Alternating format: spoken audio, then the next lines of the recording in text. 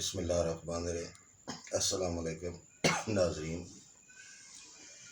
چھوٹی سی ایک بات کرنی ہے۔ جیسے ملک میں حالات ہیں، کم از کم ان منافع خوروں کو یہ سوچنا چاہیے کہ اس مشکل گھڑی میں عوام آگے پسی ہوئی ہے، آدھا ملک جو ہے وہ سیلاب میں ڈوبا ہوا ہے، اور یہ منافع خوری پیاز کبھی 350 پہ ہوتا ہے، جب حکومت کچھ ان کی طرف توجہ دے تو وہی پیاز 250 پہ بھی آ جاتا ہے۔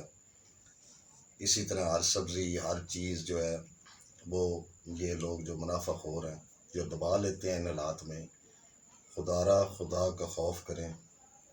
آخر ایک اور وہ بھی عدالت ہے جس کے پاس ایک دن آپ لوگوں نے جانا ہے، وہاں آپ کون سا منہ لے کر جائیں گے۔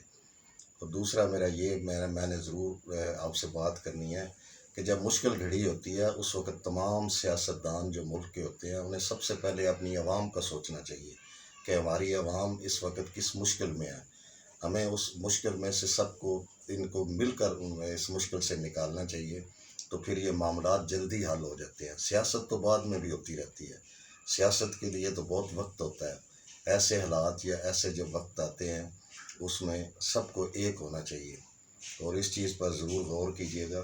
اس کے ساتھ ہی میں اجازت چاہتا ہوں۔ ہمیشہ خوش رہیں، دوسروں کو بھی خوش رکھیں اور ہمیں بھی دعاؤں میں یاد رکھیں۔ اللہ حافظ۔